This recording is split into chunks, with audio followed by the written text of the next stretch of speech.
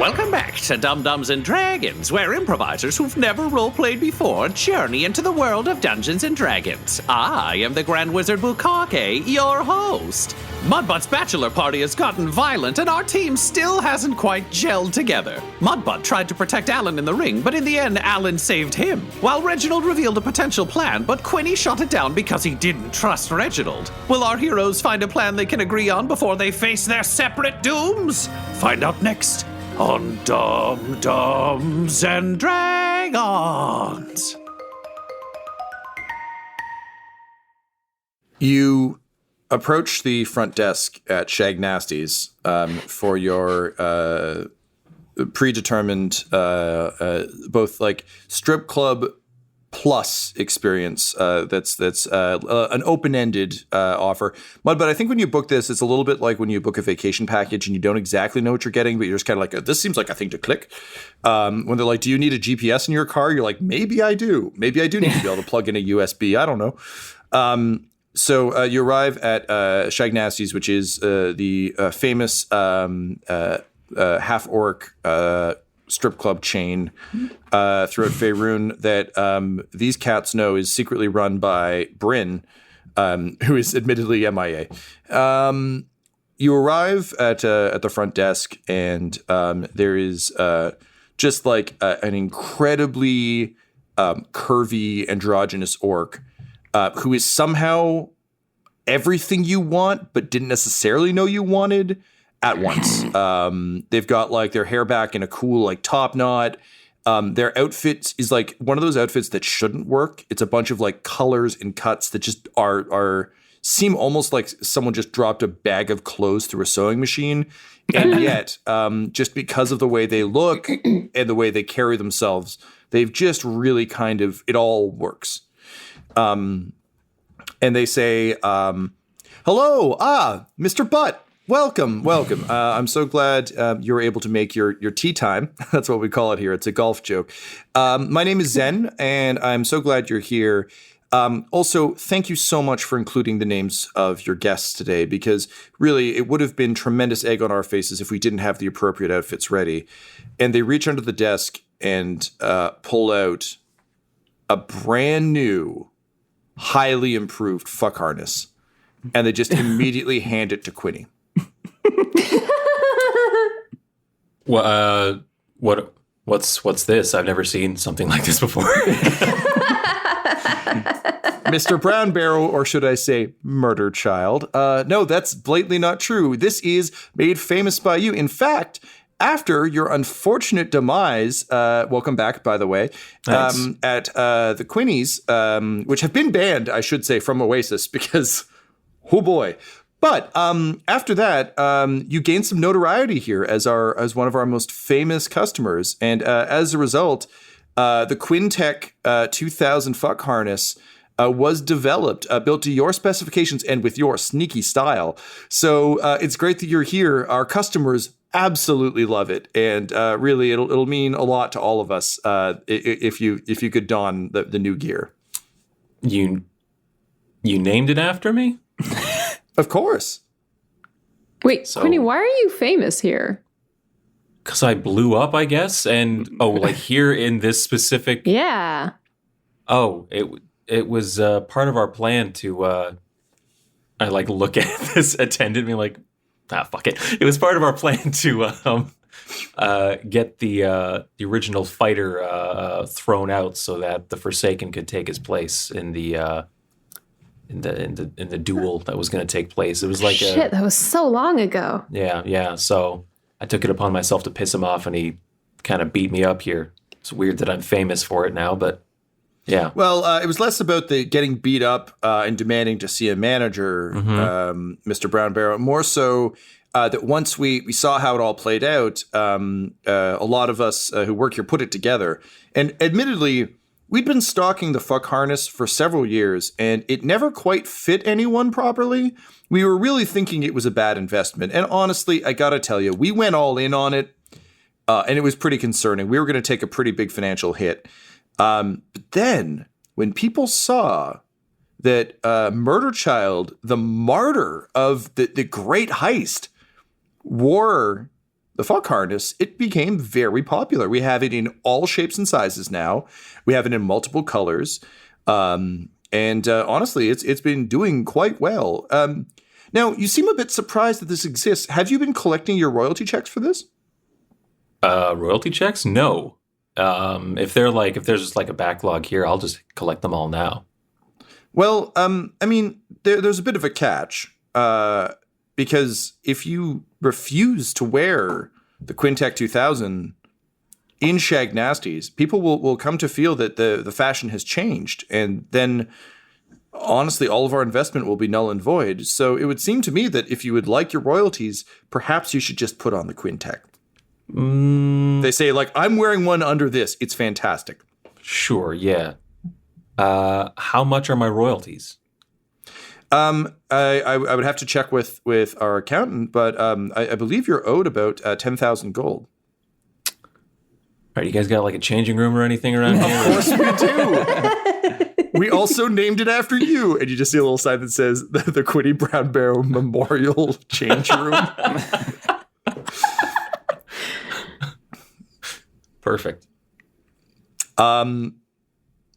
So as Quinny is changing, Zen kind of welcomes like Alan, Reginald, and Mudbutt. So Mudbutt, being a man who demands the best, has booked the elite platinum floor show, and it will be beginning momentarily. But Zen makes sure to ask if any of you require anything. Or anyone. Really, we have both options. Whatever you need. We also have really good tea.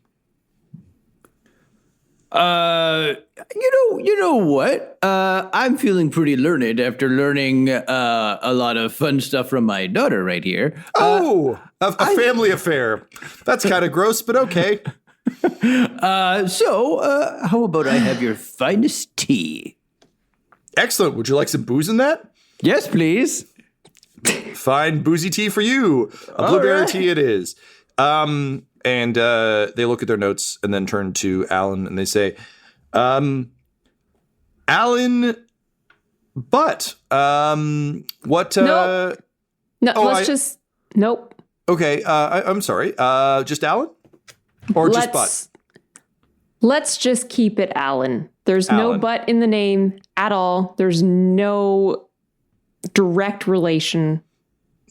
You know, that's honestly, I just work at this strip club. I don't need to know your family history. I feel very judged right now. Just Alan. Just crossing it out. There you go. Okay, just Alan. Just Alan, what can I get you? Water, please. All right, big spender. And Mr. Farch, it is an honor. I am a big fan. I gotta say, I took my partner to the first Forsaken fight. Oh, you were very violent. That was a bit alarming, but they used to fight too. They really they explained a lot of your combat prowess to me, and I gotta say, I was pretty impressed. Oh, thank you. So what I would like is a private room with one of your most experienced older workers. Oh, excellent. All right.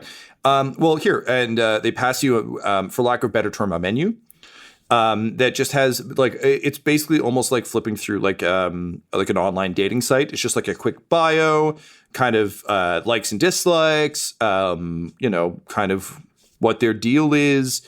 You can kind of flip through that at your leisure. Cool. Basically, I want to flip through it. And Tom, I'm looking for someone who is older, probably near the end of their career, and would likely want money. Cool. Okay, yeah.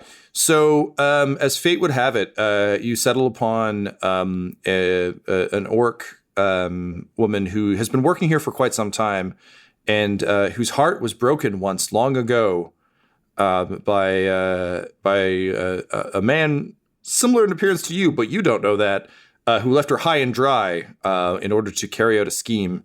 So you pick her and you make your way to the room. Great. I do that. Do you switch to one of the fancy robes? No, he wouldn't. Okay. So you enter the room. Mudbutt, you and Alan go and sit down, and Quinny comes to join you. Quinny, what do you look like? Just my regular clothes. I'm wearing it underneath, like the attendant said.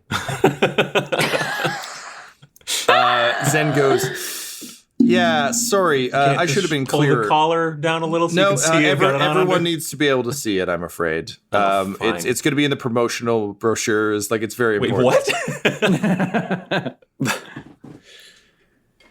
What? Quinny's like, fine, fuck you. And he just like kicks his pants off. Yeah, you just like fully Jim Carrey in it was a Bruce Almighty where he just flings all of his clothes to the ground. Yeah. All right, so what does this new harness look like? What does it look like? I don't have it all pictured, but I think on the shoulder, like they're the straps that are running along the shoulder. It has like big like feathers that kind of come off. I think big like colorful feathers. I think it's less revealing, because I think it needs to appeal to a wider audience. And so it covers up part of the chest as well. For people that want their chest covered, it covers up the groin for people that want their groin covered and stuff like that. Yeah, it's a very technical garment. There's a lot of snaps and buckles, so you can covers that can be removed to create openings or cover them up. Honestly, like the stomach is exposed, kind of thing. It's alarmingly similar in design to your House Farch cloak. In that there's just buckles and snaps and various ways you can like, or I guess junipers, so you can like resort it however you want. Incidentally, this one is actually very comfortable. The concept of it is still uncomfortable to Quinny, but the chafing of the previous edition is completely gone, which is a pleasant surprise. So you settle into your seat. And the three of you proceed to watch the Platinum Show. The Platinum Show is like if Maxim magazine made Cirque du Soleil. So there's a lot of aerialists, there's a lot of truly spectacular acrobatics, but it's also Maxim, so like everything's kind of tame. It's kind of the plan they offer to people who want to say they had the strip club experience without really having to live the strip club experience. And Alan, you are so relieved that this is how this is playing out. And honestly, Mudbutt, I don't actually think you know what a strip club is. You just knew it was something that people said happens in bachelor parties. So you're like taking notes. Like this is like, oh, okay, well, it's just like a play, I guess. I kind of lean over to Alan and be like, when do you think the birds are going to show up? What birds? Well, whenever I told people, they said this place was full of chicks. So I'm just wondering when, like, the birds are going to show up. It's a slightly derogatory term for women. But the birds? Look, birds is also a derogatory term for women. I'm drinking this really intoxicating tea. So, wait, I'm confused. So, I was told there were going to be chicks here, and I got women. Richard a little shirt that said I like chicks because he's a chick. And all I see are these very athletic women doing very impressive tricks. Yeah, some people might call them chicks. They're bird women? Nope. No, it's just... But that one has feathers. That's an outfit. Yeah, and it's that's the latest Quinny. thing, apparently. Yeah, he's pointing at Quinny. Oh, so... It's a fuck harness, Dad. Wait. Does that help with fuck running? Probably doesn't hurt. Oh. Yeah, honestly, there's less chafing, so yeah. Oh, okay. God, you've taught me so much already. Oh, wow, she's upside down. Meanwhile, in the side alcove, the door is flung open, and the professional smile on the older orcish woman immediately dissipates as she sees Reginald, and she just goes, "Oh no, not you again!" Okay, first of all, you clearly think I'm someone else. I'm not that person. I just look like him, and I'm lying right now. Here's the deal. I want to give you 10,000 gold for a very easy job. Okie dokie. There is someone outside named Quinny Brownbarrow.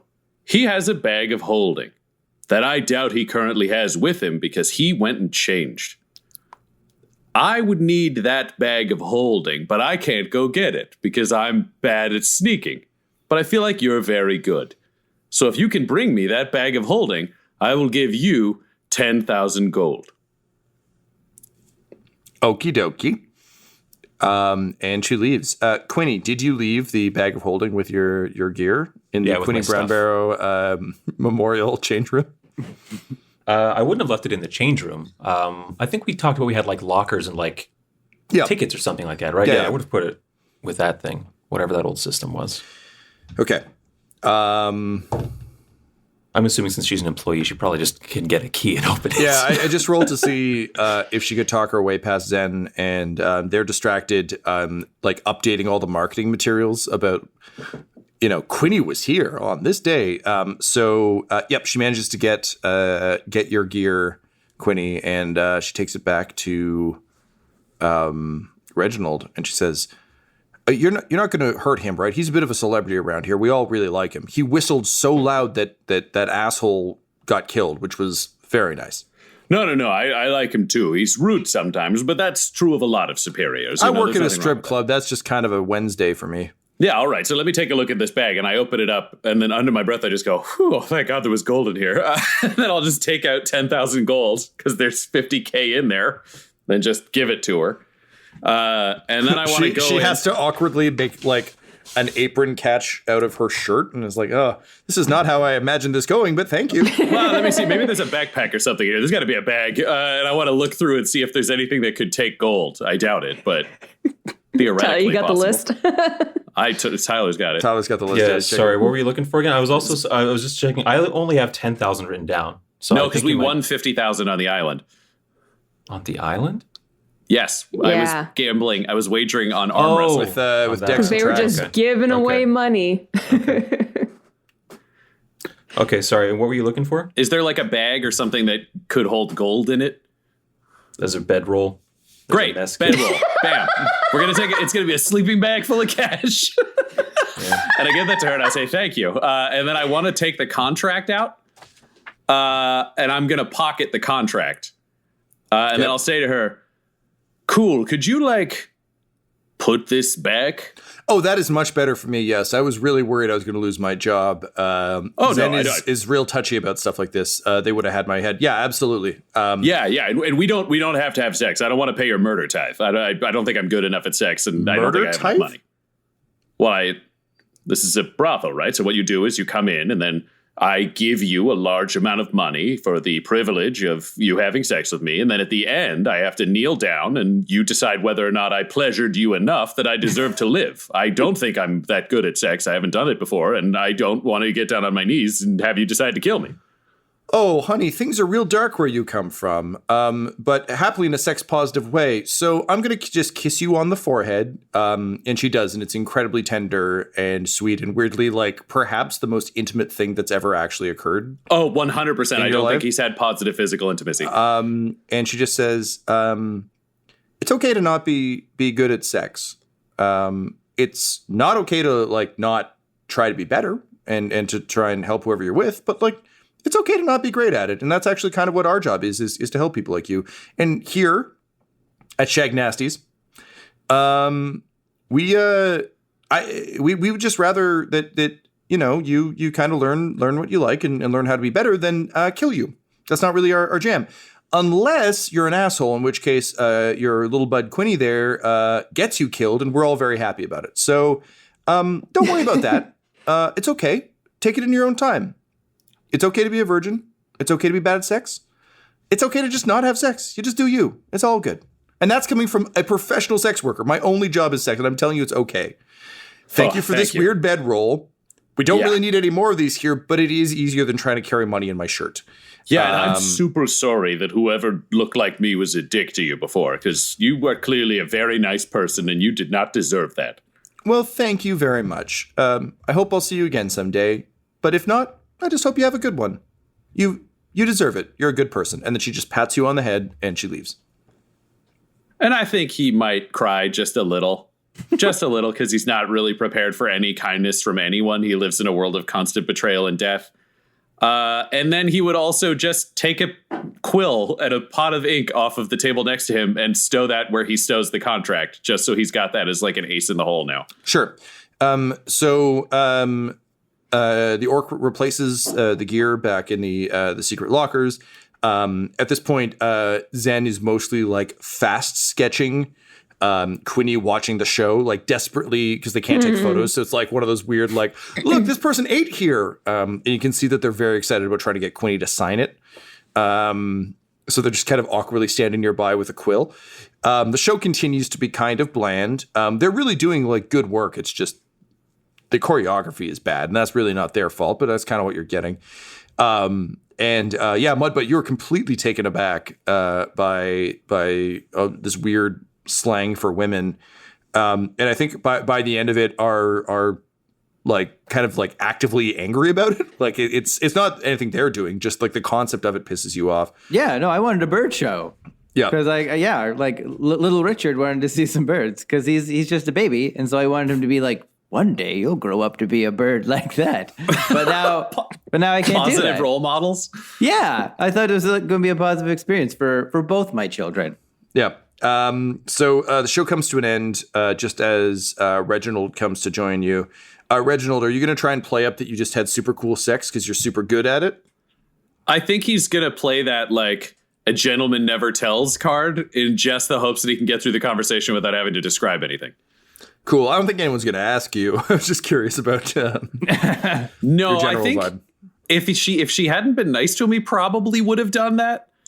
But I feel like all he's thinking right now is like on the way out, he has to give her like a 6 stars out of 5 review. Like if there's like a comment card, he'd write something really heartfelt and glowing.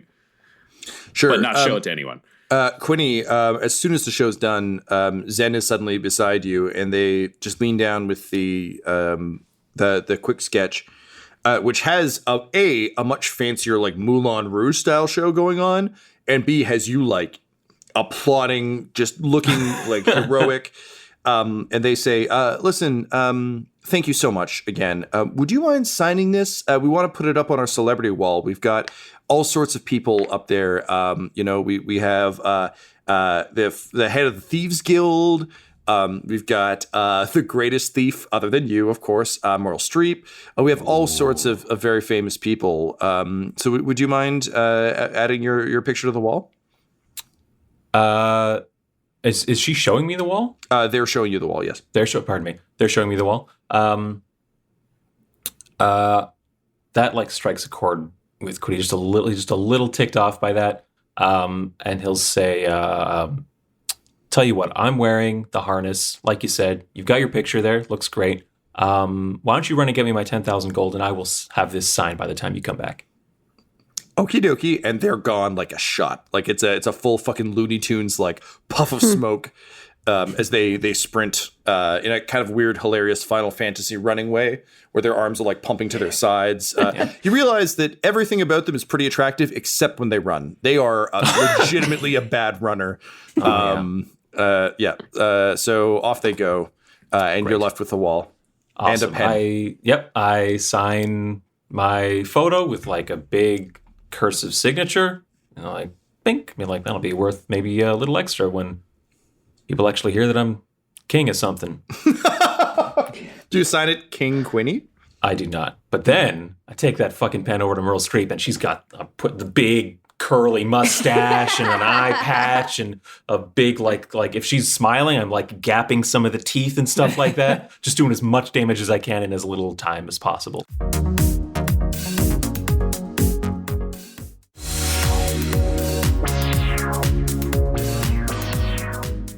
Yeah, you just give her like really fierce eyeliner on one side, but not the other. Like it's so discordant. So you graffiti it up, and I think it really is like just a classic Hollywood headshot of Meryl Streep if she was an orc. So you go to work on this, and I think the final thing that happens is you add fangs, and then you stare at them for a moment, and you suddenly feel ill. Why did I do that? And then Zen is coming back. Do you try and hide the pen, or are you just like loud and proud with the fact that you did this? I will meet them away from the wall. All right. Yeah. Cool. Yeah. So they only see the picture you hand to them, and they're just over the moon. Like, oh, thank you so much. This is amazing. Oh, this is so great. I used to think that the Meryl Streep photo was the coolest one we've got, but this takes the cake. This is spectacular. Oh, and man. Here you go. And they pass you a money order for the Bank of Waterdeep. Okay. Great. And so I'll just say, thank you so much. Could you take me to my locker? I just feel nervous holding this money writ, right? Oh, so absolutely. It looks like the Platinum show is complete. So it looks like your friends are also starting to make their way as well. And the rest of you have kind of gathered near the entrance. And they go to your locker and they get out your stuff and they hand it to you and they say, well, thank you again. You can keep the harness if you'd like. Yeah, I think I will. It was, I know from experience, it's kind of tough to take off. So I'm just going to. Yeah, I'm actually only wearing this one because I was a little bit late for work this morning and it was easier to just put clothes on over it. Yeah, I'm going to do the same. Yeah. Okay. Well, thank you. It's been an honor. Thank you. And now that I've brought like them away from the like wall kind of thing, it's like, okay, we're breaking off. And so I'm like, get everything. I'm ready to go. Put the certificate in the bag of holding. And then I notice that,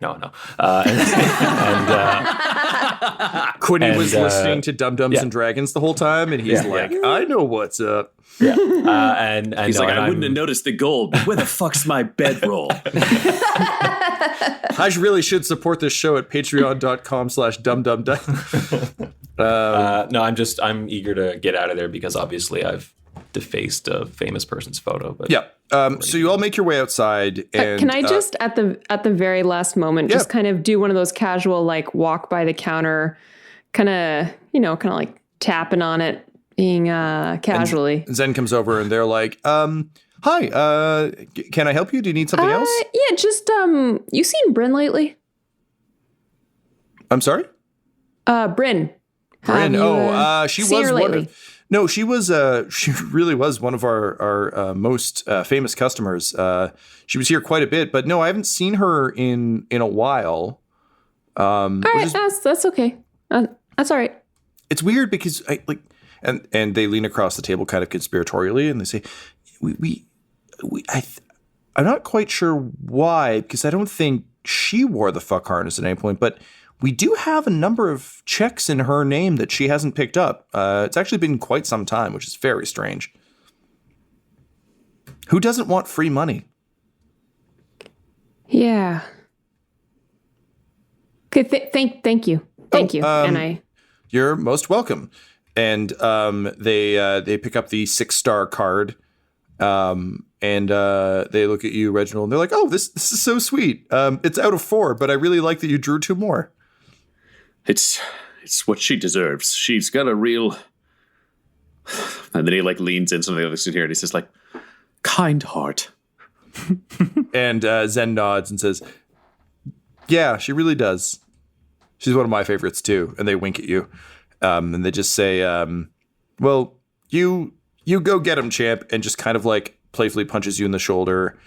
In a very, you get the sense that they've had the same experience you have, which is they had like a really nice chat that was supportive with the orc lady. You weirdly, even though you're very much a stranger in a strange land, you like actually feel some legitimate kinship to someone. And Zen just kind of nods knowingly at you, and they send you on your way. Yeah, and I do that like knowing like 2 meaningful raps on the countertop as I walk away, and there's just like a little wistfulness to his step until he's back to like sort of walking like an asshole on an ongoing basis. So Mudbutt, Shag Nasty's was a bit of a bust. Yeah, man. The Fire Festival is going to be starting soon. But because Shag Nasty's was so disappointing, do you feel there are currently any gaps in your bachelor party that you would like to try and fill before the main event? if this was a Final Fantasy game, this would be roughly when they're prompting you, you should probably save before you go into this crater because you're going to fight Genova twice and then Sephiroth thrice. So, like... well, first I leave a review. The fuck did you just say? It's all good. He knows.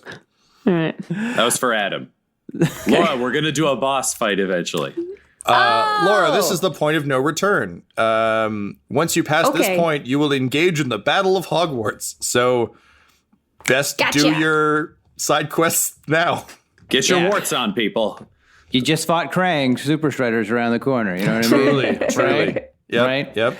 And honestly, this game will kill you. So, first I leave a review, and I leave like half a star, and I say like needs more birds. Misleading. Yeah, false advertising, and then I kind of hand it to somebody. And I'm like, you know what you did, and then I walk away.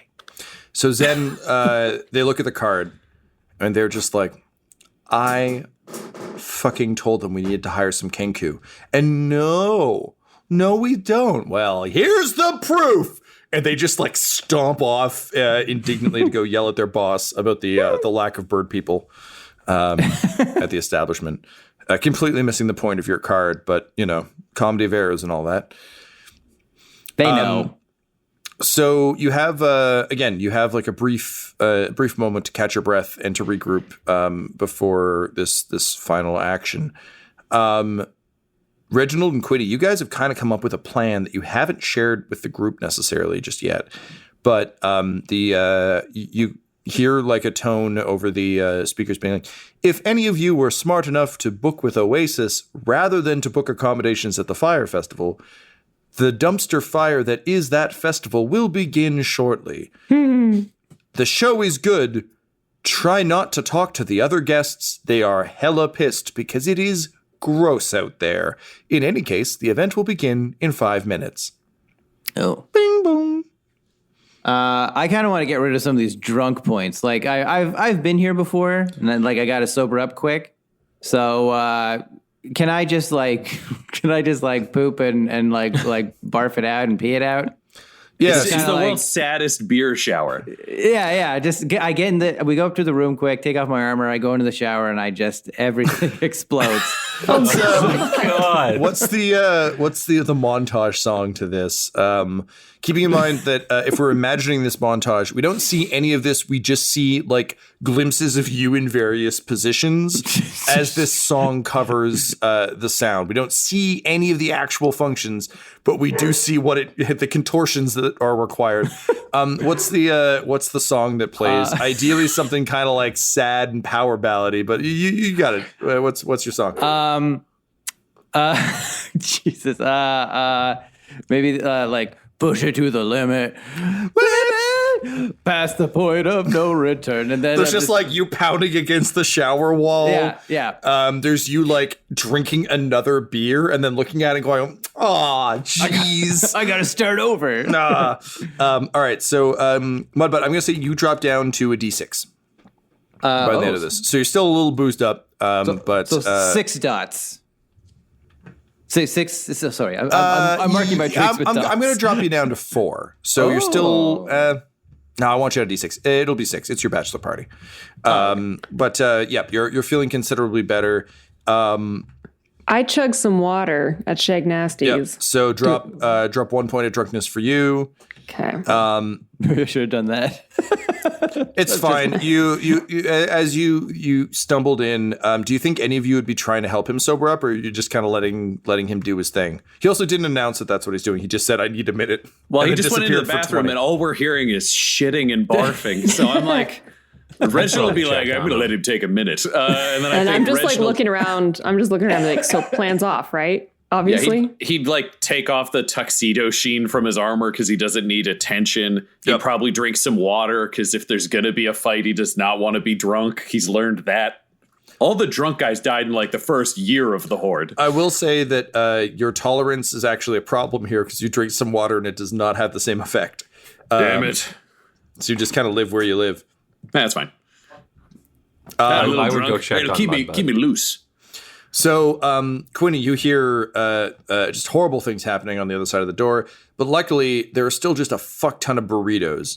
So I think you just make a little burrito pyramid by the door, knowing that he's probably going to need a cushion for whatever's just happened to him. And gradually the door opens and a hand just like shakily. Yeah, full on. I'm thinking like full on like Evil Dead severed hand, like feeling around. Yeah, the first one reaches out and the nails just claw through the wood on the ground. Just drags burritos back into the room. I think you guys put on some music from one of the machines. What's the song you guys play to cover what's happening in the bathroom? to cover the sound of him binging, just having a whole clearance sale and push it to the limit. Great. It's that's definitely what's playing now. You both picked the same Sirius XM, which is of course the enchanted extra magical network. You both picked the same channel. And then, like at the end of a proper like hero gets like jacked up and trains and runs through the woods montage, he finally exits from the room, politely slamming the door behind him because that bathroom will never be usable again. And Mudbutt, you look at your friends, you take in the scene, and you're ready to kick some ass. What do you say?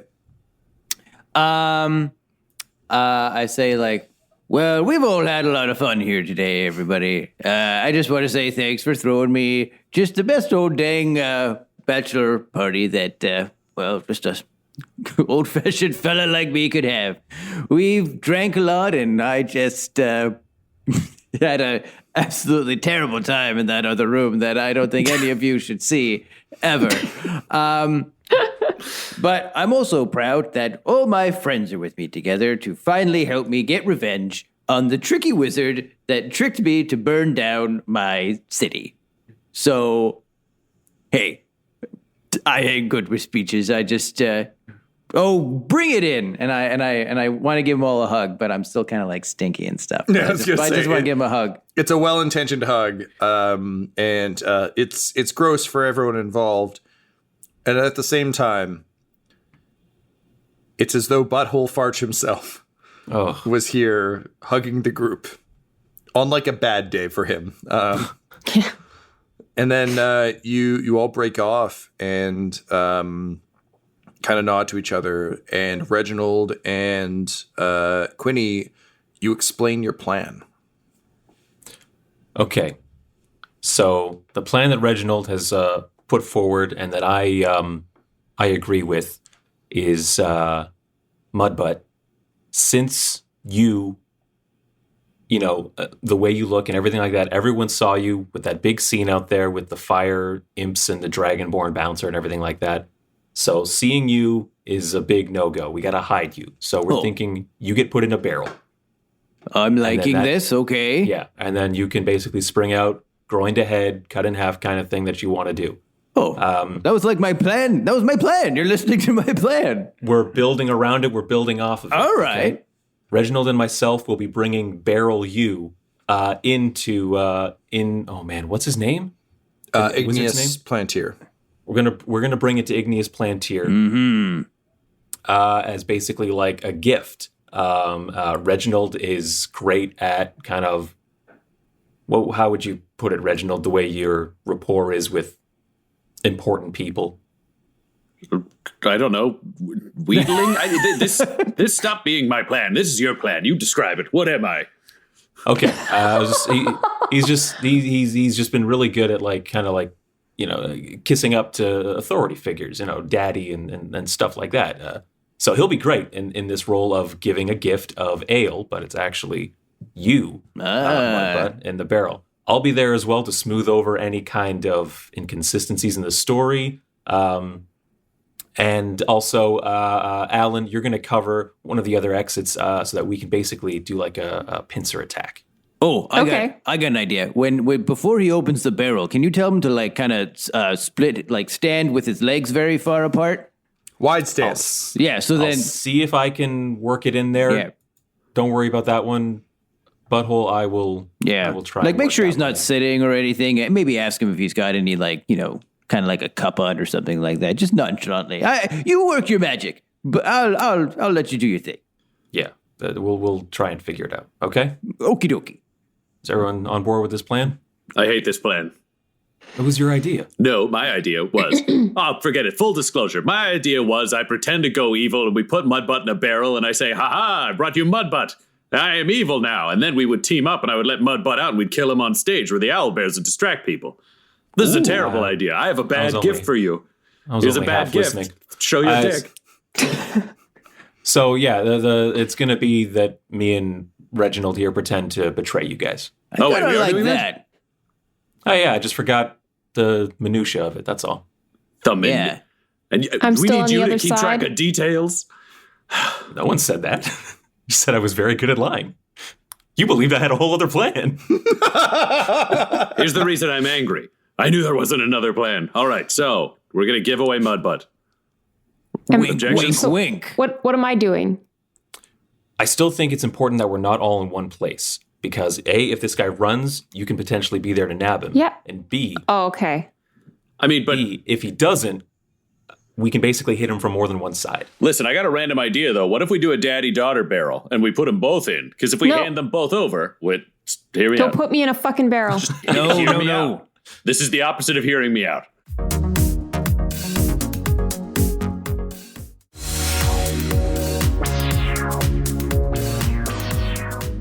All I'm saying is, if you're worried about Mudbutt getting put in a cell or killed right away or something, you already told us from the spells you threatened to do on everyone around the dining table a while ago that you could take both of you through a door and disappear, and Quinny and I could run away. Then there's no chance of Igneous being like, I'm one of those smart villains. Blam, dead Mudbutt. Because that is like 10% chance. I don't feel right having my daughter in there with me. I'd rather know that she's safe outside. Yeah, no, we're you and I are going to sell it. But Alan, how do you feel about this? Because this does mean that Mudbutt will be in dire peril. And well, he can handle himself. Suddenly there's an extra angle to all of this that you've never had to consider before, which is, pissed as you are at her, your mom actually seems pretty good now. And if Mudbutt dies, does she go back to being the kind of, like, for lack of a better term, grayscale person she was before? Well, Mudbutt isn't going to die, but I think we need my eyes out there too. So where would you like to position yourself in this plan? I'm going to be on the other side. What does that mean? Like backstage? Backstage, yeah. Okay. So So we're going going with to the sneak Quinny you backstage, insert, but you're yeah. not going to be in a barrel. Yeah, because I just, yeah. Cool. I just think more eyes outside is going to be better. Okay. Is there anything else you want to do before we execute? What are you going to call this plan? Operation what? Barrel butt. Okay, before you execute Operation Barrel Butt, is there anything else you want to do? Any other preparations you want to make? Anything you want to say to each other? I wanna go to Alan and I want to be like, look, this is kind of the defining moment of my life here. So it's going to be pretty dangerous, and I don't want any innocents to get hurt. So then I kind of reach into my beard and I pass her little Richard. And I want you to look after your little brother while I'm stuffed in a barrel. He likes to sit in beards, but because you don't have a beard, maybe he can sit in your shirt or your hair or My something. hair? Alan, you feel the clicking of fingers up your shoulder, and Billy Fingers arrives. And you get the sense from the way he nudges into your neck that he's cool to keep little Richard company in your hair. Aw, thanks, Billy. Yeah, no, it's okay. Billy will take care of Mudbutt, little you Richard. see a ball of fingers. Wait, what? No, he's cool. He's my familiar. He's cool. He looks scary. He's very sweet and very capable. Can I shake one of his hands?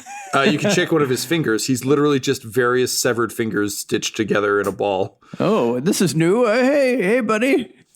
So he like shakes your finger, And then he pats the top of your hand in a comforting way. And then he kind of skitters up Alan's shoulder and then hoists little Richard up onto, I would say his back, but doesn't really have one, but into a little chair of fingers. And then they skitter into your hair, Alan, and kind of take root like they're driving you like a mech suit, just kind of up at the top of your ponytail. Yeah, fair. How big's your head? That's for a ball of hands to be. I've got a lot of hair. Oh man, Billy Fingers is the size of a fist, so he just kind of splays out. Oh, okay. Luke. All right. And he's got 2 fingers up as a little chair for little Richard.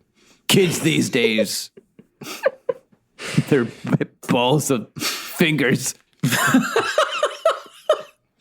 It's truly the avocado toast of Faerun. It's why millennials can't own houses. They just have too many balls of fingers. Too many corpse part creatures. Yeah, truly. All right, everybody's just animating and the crippling dead. student debt. Whee! Yay. Yeah. And that. Is there anything else anyone wants to do? Yes. Okay. I want to do something sneaky. You? Yeah. Who'd have guessed? Really? I want to speak to Alan and Mudbutt alone, separate from Reginald. Okay. Reginald, what's a reason that you would be away from everyone else? Reginald, I'll just give one because it's easy enough. I think Reginald would consider trying to talk to Quinny and then realize that Quinny doesn't trust him, which makes Quinny just another, essentially abusive employer in a series of employers. And he realizes that he, if he offers the first olive branch, he may just get destroyed. So he's going to go to his room, which is the adjoining place, and then lock it, and then also go inside a second room so he'll hear the door open. Nobody's sneaking up on him. He breaks glass and throws on the floor and shit. And then he's going to sit there and just debate whether or not he should sign the scroll. Shit. Cool. Whoa. You can let me know the answer to that at an appropriate time later. So Quinny kind of gestures quietly, come here to both Alan and Mudbutt, and says, look, I'm just going to give you guys a second secret option here. Reginald has confided in me, I think maybe even in the group a couple of times, that he's not a great liar. And so that's why I'm taking that option out of his hands for him, so that as far as he knows, he's not necessarily lying. Mudbutt. Yes? I can make it so that we have a barrel of, let's say, I don't know, something lying around like a barrel of apple and pork chops. And I can cast minor illusion, make it sound like you're in there, making you safe. Until the barrel is opened, and then we spring the trap. Right. It's just an option. If you want to be in there for the real thing, to jump out and maybe get the first hit, then you take more risk, but I want to give you that option. Okay. Reginald's going to be good either way, because as far as he's concerned, the plan is that you're in there, so he'll be a perfect actor. Right. Okay. Yeah. Okay. How about this? So This sounds safer. Yeah. Let's fill it with the pork and the apples, and then honey, you can use your teleportation thing to teleport me above him. And then when he opens it and he's like, "Oh, I'm a dum-dum. Oh, it's full of pork and apples," and I can just slice them in half. I can't send you anywhere. I have to go too. It also takes a lot of my magical energy to do that. Just want you to know that. Okay, well then you hop on my back, and then you teleport us right above him, and then I just slice him right in half. And you can hold on to the axe too, honey, so we can both do it together. I'm just giving it as an option for you two to settle on, because obviously it seems like the relationship here has evolved over the bachelor party. Oh, completely. Okay, look, if I see an opportunity, I'm gonna hop on up above him and then switch places with you. That okay? Oh, okay. Okay. So then where do I go if I'm not in the barrel? Am I in another barrel, like a safer barrel? Might have to be a granted visibility kind of situation there, Alan. Ooh, I'm invisible, and then I'd be high up? Oh, he won't know what hit him. It'll be, he tricked me, and then I'm going to trick him. And then maybe I'd The fucking land. barrel was because he couldn't get in. Oh, hey. Yeah, just grant me invisibility. I can It finally... only lasts for like 1 minute. Oh, well, never mind. Okay, we're going to have to roll this. How fast can... With great concentration. How fast can Reggie talk? I mean, if I'm invisible for like a minute, he can just be like, "Oh, here's Mudbutt, here it goes," and then no. So guys, we're not doing it that way. Just to kind of pull all this together, the option that you're looking at is: do you, unbeknownst to Reginald, not put Mudbutt in the barrel, instead put pork and apples in, and then try and figure out a different way to sneak him in? It'll be safer for Mudbutt. It'll be much harder to sneak him in. And Mudbutt, you also run the risk of not being able to kill Igneous. In your head, it's one strike. Like, there's no doubt. It's just taking out Grime Bottom. It's one hit. So something for you to consider is that they might do it instead. And I don't know if your vengeance will be slaked if that's the case. The other option is, as Quinny has outlined, you stick to the original plan. Yep. With Alan perhaps keeping this additional context of being able to swap spots in mind. But Alan uses the VIP pass to get backstage. Quinny and Reggie betray the group, bring Mudbutt in as a prisoner. The old Chewbacca gamble. And you go that route. So those are your two options. There are advantages and disadvantages to both. Which one do you choose? Well, I guess it kind of occurs to me then. It's just like, now hold on a minute. Where's all this distrust for a butthole coming from? I mean, you guys are just old pally-pallies. Why wouldn't we just? Why would he betray us? He's your old friend. It's not a real betrayal, right? That's all. We're just pretending. I'm going to pretend to betray you guys too. But then why even do the apple pork plan? Because there's already a relationship there between you and Igneous, right?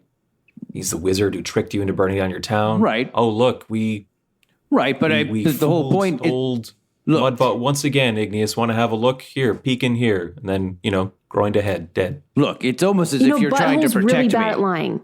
Hey, everybody! So I finished what I was doing in the other room. What's going on? This seems like a bit of a planning conclave over here. What are we thinking about? I'm just trying to break up another fight between these two. Why are you two fighting? That's silly. We're going to go fight someone else. Quinny, roll a just another deception check. dad-daughter thing. I'll give you advantage because it's very plausible.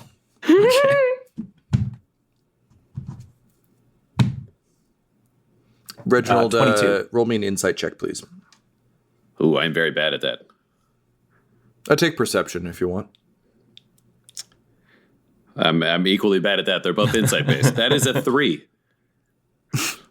Cool. Man, they do this all the time. Here's the deal. One of you's going in a barrel and one of you's going to wait outside. Quinny already figured this out. So everybody take a breather, separate. Here's a barrel. And I just take a water barrel and just dump it on the floor into the bathroom where it stinks. So I'm like, that'll help the goblins in a minute. All right. Everybody get in there. Does anybody need a drink before we go? No. Well, one for a toast to fortify before a battle. You guys don't do that? I've had enough drinking for today. I mean, I'll toast one with you. It's my bachelor party, right? Thank you. Exactly. Great marriage, and you were a great bachelor. All right, so I pour 2 drinks. I'm like, Alan? What? Do you want one of the drinks? I don't want to drink. Okay, that's fine. It'll just be me and Mudbutt. And I give him a glass. I take a glass, and I'm like, Moonhammer believes in unions. That's why I believe the union you made between yourself and your new bride and you and your new daughter, bringing a family together by blood and in spirit, were only the farts of hell and the always friends kissing will keep you together and apart. This is what love is. Love of Moonhammer. Also, let's not talk about our parents. And then I just cheers to you. And I cheers you, all right, feeling successful. And I say, yes, and to friendship and to truth. And then I toast him back. Yep. And with that, you throw back your drinks and set out for a date with Destiny. This episode of Dum-Dums and Dragons features the voices of Ryan LaPlante at the Ryan LaPlante on Twitter, Tyler Hewitt at Tyler_Hewitt on Twitter, Laura Hamstra at EL Hamstring on Twitter, our special guest, and our DM Tom McGee at McGeeTD on Twitter. This episode's sound was edited and mixed by Laura Hamstra, and Dum-Dums and Dragons artwork is by Del Borovic, who can be found at delborovic.com. Our theme songs are And Now for That Massive Coronary and Skipping Through the Orchestra Pit Part 1 by Peter Gresser, and our ad music is No Control and Chiefs by Jazzar, JAHZZAR, all available at freemusicarchive.org. When it comes to Dum-Dums and Dice, you can visit our website at dumdumdice.com. Our Twitter and Instagram are at dumdumdice, and on Facebook at facebook.com/dumdumdice. But most importantly, we've got merchandise at redbubble.com/people/dumdumdice, or you can join our Patreon at patreon.com/dumdumdice. That's DUMBDUMBDICE. And tune in next week for more Dum-Dums and Dragons. Dum-Dums and Dice has to give a special thank you to the supreme beings of our Patreon at this time: Christian Menicola, Long, the Half-Blind Prophet, James Cuellar, DM Rob, Christopher Little, Joshua White, Olin Anderson, Sue One, Devin Boyce, George Dolby, One True Artistry, and Jill and Noel LaPlante. If you want your name to be added to this list, you can join our Patreon too at patreon.com/dumdumdice. Thanks to them, and a little bit of thanks to you.